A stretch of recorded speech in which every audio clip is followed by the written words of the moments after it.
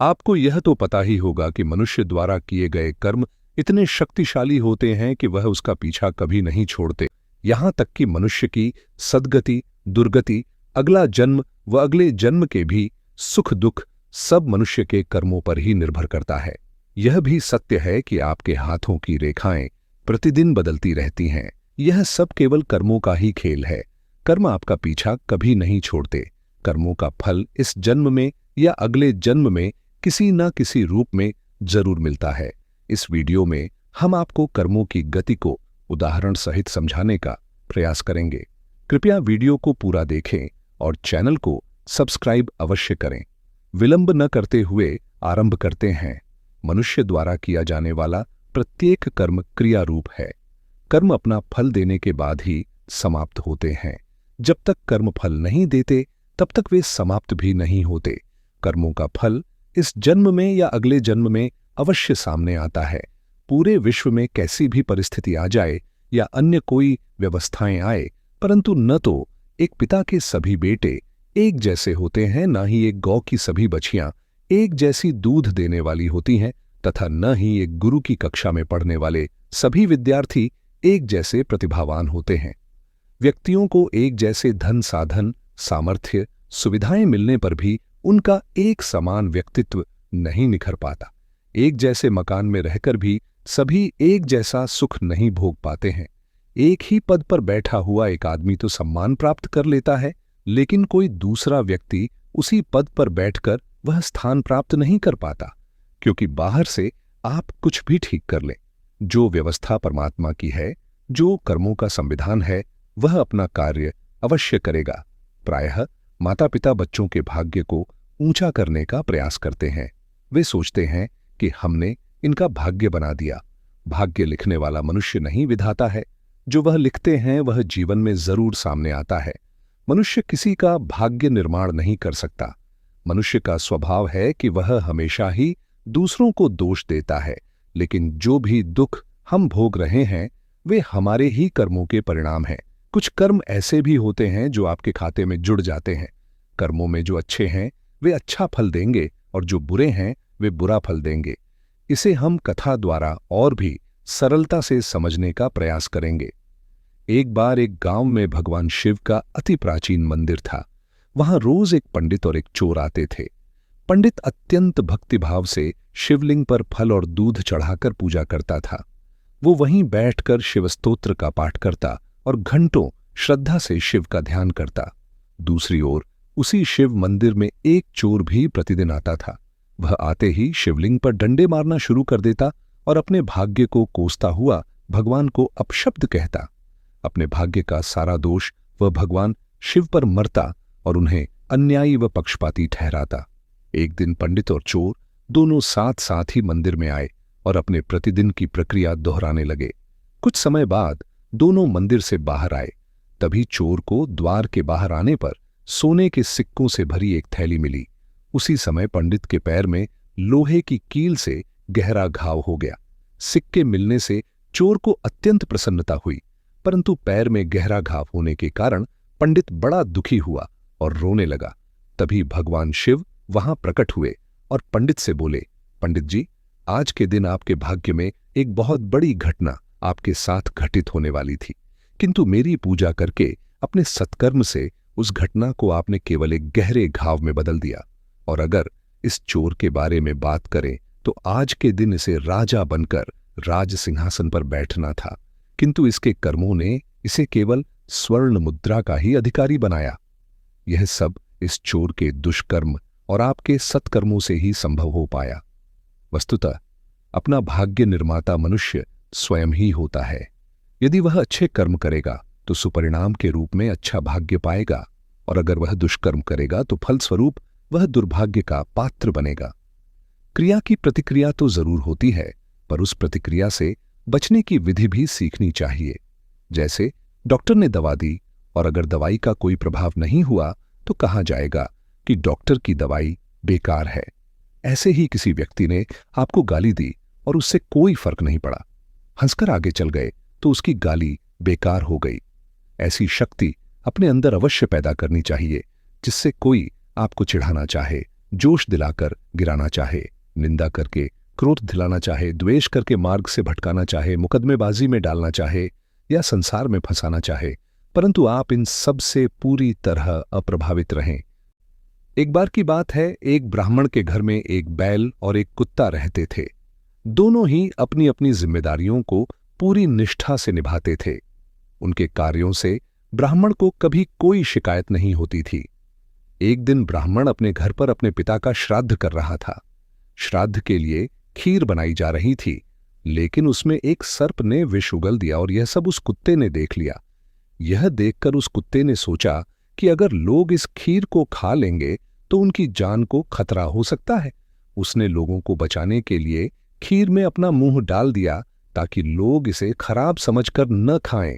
कुत्ते ने अच्छा सोचकर यह काम किया था, लेकिन लोगों को उसकी यह नीयत समझ में नहीं आई। उन्हें लगा कि कुत्ते ने जानबूझकर खीर खराब की है। गुस्से में आकर उस ब्राह्मण ने कुत्ते को बुरी तरह से मारा पीटा, जिससे उसकी एक टांग टूट गई। दुखी होकर कुत्ता अपने मित्र बैल के पास गया और उसे पूरी घटना सुनाई। कुत्ते ने पूछा, मित्र, मैंने तो ब्राह्मण के लिए अच्छा काम किया, फिर भी मेरी टांग क्यों तोड़ी गई? बैल ने उसे समझाया, मित्र, यह सब हमारे अपने कर्मों का परिणाम है। हर किसी को अपने कर्मों का फल भुगतना होता है। ब्राह्मण ने तुम्हारी टांग तोड़कर अपने पिछले जन्म के कर्मों का बदला लिया है। पिछले जन्म में किए गए कर्मों का फल हमें इसी जीवन में मिलता है और यही ईश्वर का न्याय है। हे मित्र, मैं तुम्हें एक कहानी सुनाता हूं जिससे यह स्पष्ट होगा कि पिछले जन्म के कर्म इस जन्म में कैसे फलते हैं। फिर बैल कुत्ते को कहानी सुनाते हुए कहता है, हे मित्र, एक नगर में एक राजा रहता था जो मां भगवती का अनन्य भक्त था। वह दिन रात उनकी आराधना करता, व्रत पूजा करता और मां भगवती के चरणों में समर्पित रहता। उसके पास धन दौलत ऐश्वर्य सब कुछ था, परंतु उसके पास कोई संतान नहीं थी। यही बात उसे बहुत दुखी करती थी।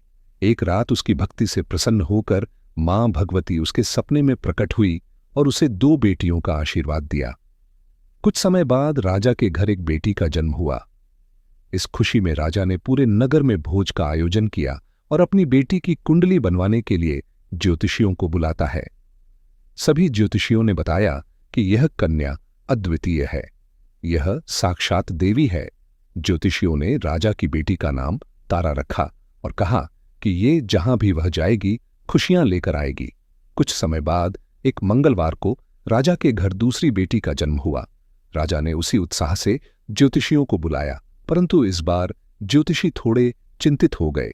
राजा ने कारण पूछा तो ज्योतिषियों ने बताया कि यह कन्या उनके जीवन में दुख लाएगी। तब राजा ने पूछा, ऐसा क्यों? फिर ज्योतिषियों ने बताया, राजन, ये दोनों बेटियां तारा और रुक्मण इंद्रलोक की अप्सराएं थीं। इनके पूर्व जन्म के कर्म ही इनके वर्तमान जीवन का आधार बन रहे हैं। पूर्व जन्म में तारा बड़ी बहन थी और रुक्मिण छोटी बहन। एक दिन दोनों बहनें धरती पर भ्रमण करने आईं और वहां उन्होंने एकादशी का व्रत रखा। तारा ने रुक्मिण से कहा कि बाजार जाओ और ताजे फल लाओ, पर ध्यान रहे व्रत का पालन करना, कुछ खाना मत। रुक्मिण बाजार गई, परंतु वहां मछली के पकोड़े देखकर उसकी भूख नियंत्रित न हो सकी। उसने वह मछली के पकोड़े खा लिए और फल लेकर लौट आई। जब तारा को यह पता चला कि उसकी बहनें ने मछली खाई है तो वह क्रोधित हो गई और गुस्से में आकर उसने रुक्मिण को छिपकली बनने का श्राप दे दिया। अब रुक्मिण छिपकली बन गई और जंगल में रहने लगी। उसी जंगल में ऊर्षि दुर्वासा अपने शिष्यों के साथ तपस्या कर रहे थे। उनके शिष्यों में से एक शिष्य बहुत घमंडी था। वह अपने कमंडल में पानी भरकर तपस्या करता था। एक दिन एक प्यासी गाय वहां आई और उसने उस कमंडल का पानी पी लिया। इससे शिष्य का ध्यान भंग हो गया और उसका कमंडल भी गिर गया। गुस्से में आकर उसने गाय को चिमटे से पीट दिया, जिससे वह गाय घायल हो गई। आर्षि दुर्वासा ने जब यह देखा कि गाय को घायल कर दिया गया है तो उन्होंने अपने घमंडी शिष्य को आश्रम से बाहर निकाल दिया। कुछ दिनों बाद गौ माता पर हुए अत्याचार के पाप को कम करने के लिए आर्षि दुर्वासा ने एक बड़े यज्ञ का आयोजन किया। इस यज्ञ के बारे में उस घमंडी शिष्य को पता चला जिसने पहले गौ माता को चिमटे से मारा था।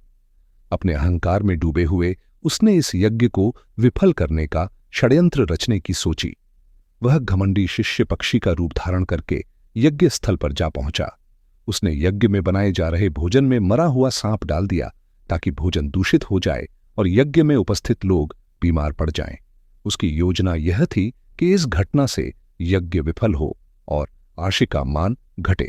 यज्ञ स्थल के पास रुक्मिणी थी, जो अब छिपकली बन चुकी थी। वह पेड़ पर बैठी हुई यह सब देख रही थी। उसे तुरंत यह समझ में आ गया कि यदि भोजन दूषित हुआ तो इससे बड़ी संख्या में लोग बीमार पड़ सकते हैं या मर सकते हैं।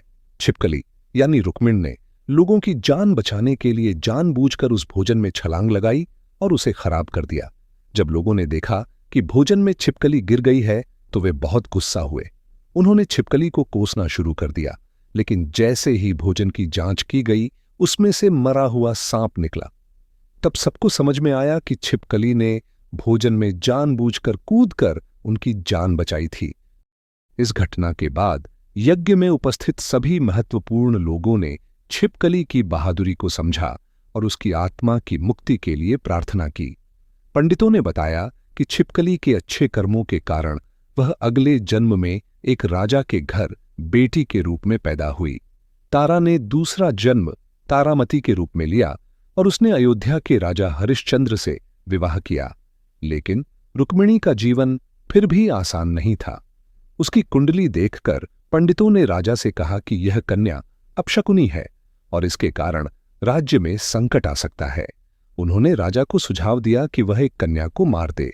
राजा, जो धर्मात्मा और न्यायप्रिय थे, उन्होंने इसका विरोध किया क्योंकि वह किसी बेटी को मारना पाप समझते थे। तब पंडितों ने सुझाव दिया कि एक संदूक में सोना चांदी रखकर इस कन्या को उसमें बंद कर दें और संदूक को नदी में बहा दें। कोई न कोई सोना चांदी देखकर इस संदूक को बाहर निकालेंगे, जिससे कन्या की जान बच जाएगी। राजा ने ऐसा ही किया। उन्होंने सोना चांदी और अपनी बेटी को एक संदूक में बंद किया और उसे नदी में बहा दिया। वह संदूक बहते बहते काशी के पास पहुंच गया, जहां एक हरिजन ने उसे देखा।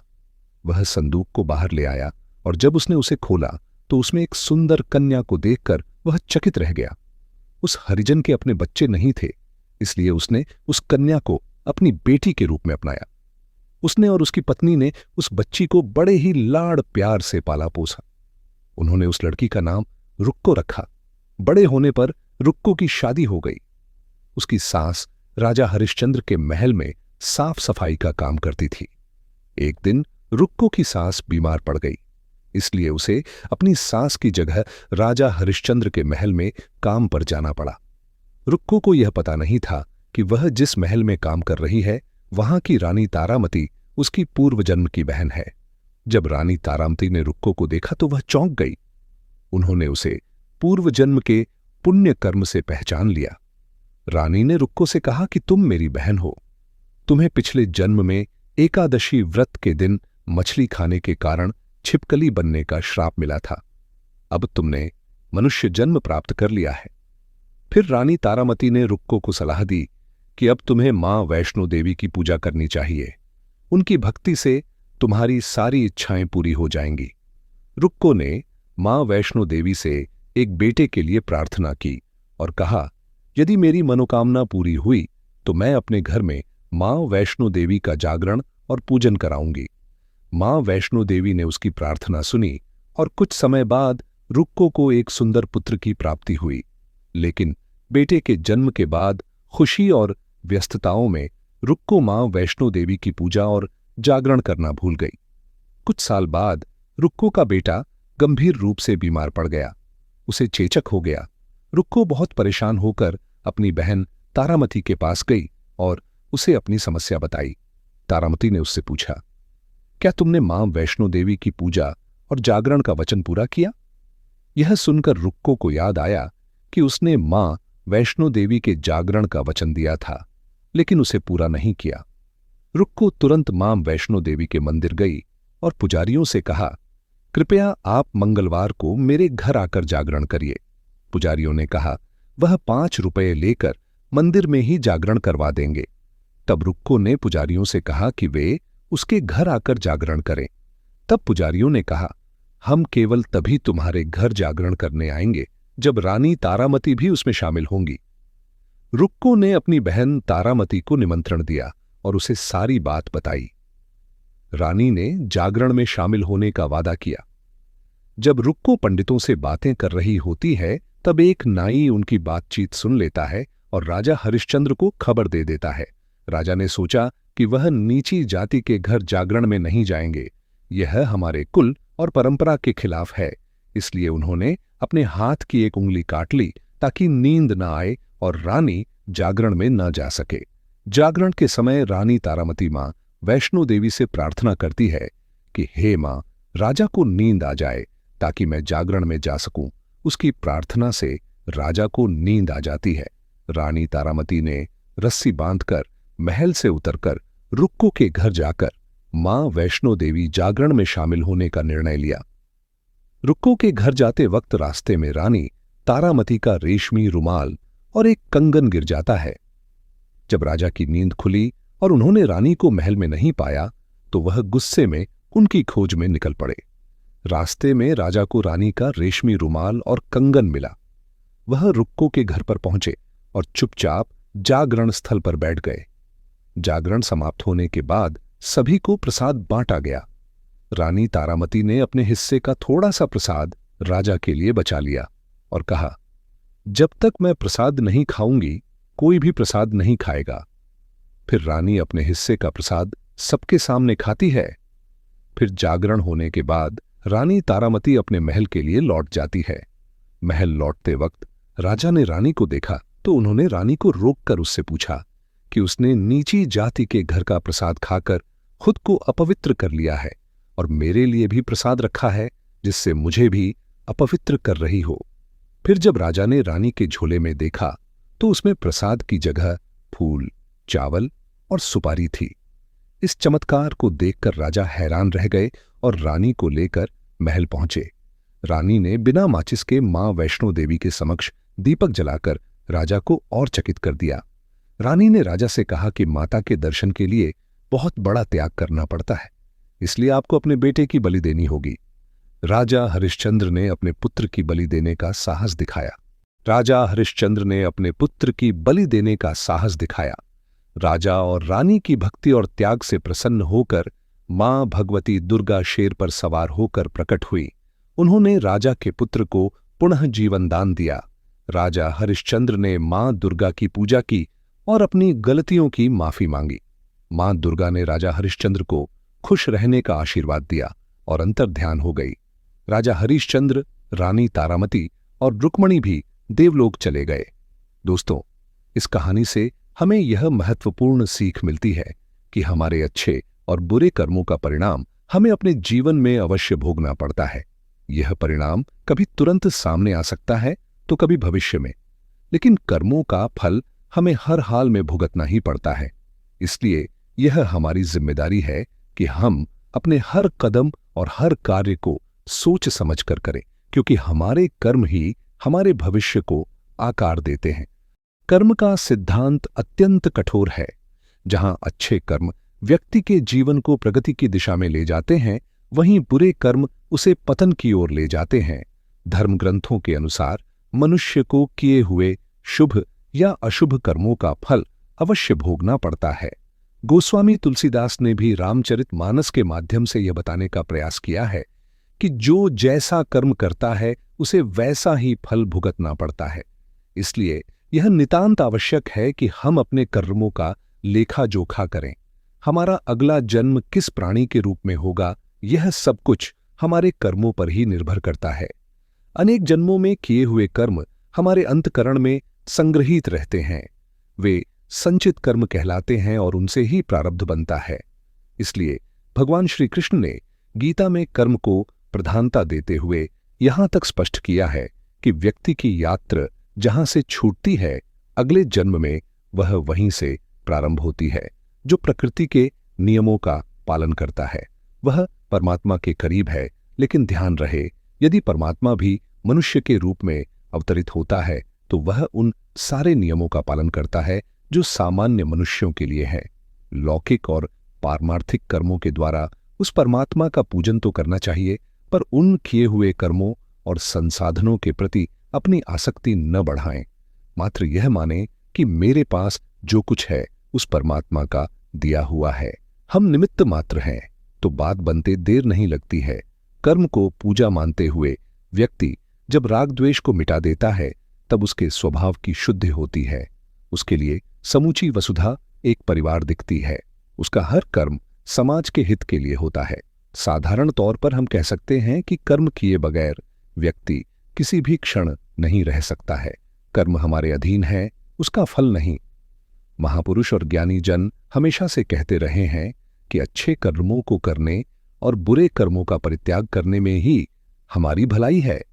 किसी संत से एक व्यक्ति ने पूछा कि आपके जीवन में इतनी शांति, प्रसन्नता और उल्लास कैसे है? इस पर संत ने मुस्कुराते हुए कहा था कि अपने कर्मों के प्रति यदि आप आज से ही सजग और सतर्क हो जाते हैं तो यह सब आप भी पा सकते हैं। सारा खेल कर्मों का है। हम कर्म अच्छा करते नहीं और फल बहुत अच्छा चाहते हैं। यह भला कैसे संभव होगा?